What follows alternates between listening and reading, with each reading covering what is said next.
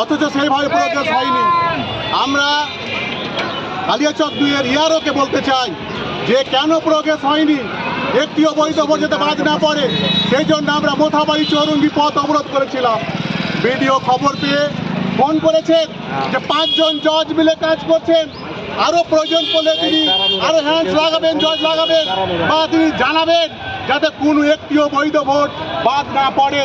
তার জন্য আজকে আমাদের মোথাবাড়ি চৌরঙ্গিতে পথ অবরোধ ছিল। ভিডিওর আশ্বাসে, ভিডিওর অনুরোধে যে একটিও বৈধ ভোট যদি বাদ পড়ে তাহলে আগামী দিনে আমাদের লাল ঝান্ডা সেই নিয়ে আমাদের আন্দোলন চলবে। ভিডিওর আশ্বাসে ও অনুরোধে আজকে আমরা অবরোধ তুললাম।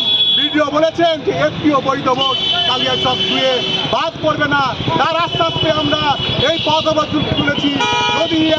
যদি ভিডিও লোকাল প্রশাসক যদি মনে করেন যে কোনো বৈধ ভোটকে বাদ দিলে লাল ঝান্ডা লাগাতার আন্দোলন করছে, আন্দোলন করবে, মানুষকে সাথে নিয়ে আন্দোলন করছে, একটিও বৈধ ভোট কালিয়াচক 2-এ বাদ দেওয়া যাবে না, যাচ্ছে না, যাবে না। এই দাবিতে আমাদের আজকে সংগ্রাম। এই সংগ্রাম যদি আমাদের বৈধ ভোট আমরা না পাই তাহলে আমাদের আন্দোলন চলবে। সূত্র বলছে চলতি মাসের 16 তারিখের মধ্যে ভোট ঘোষণা হবে, তার আগে যদি আমরা বলেছি না হয় তাহলে কি পদক্ষেপ? আমরা বলেছি আগে ভোটার তারপরে আপনার ভোট, আগে ভোটার লিস্ট তৈরি হবে তারপর ভোট।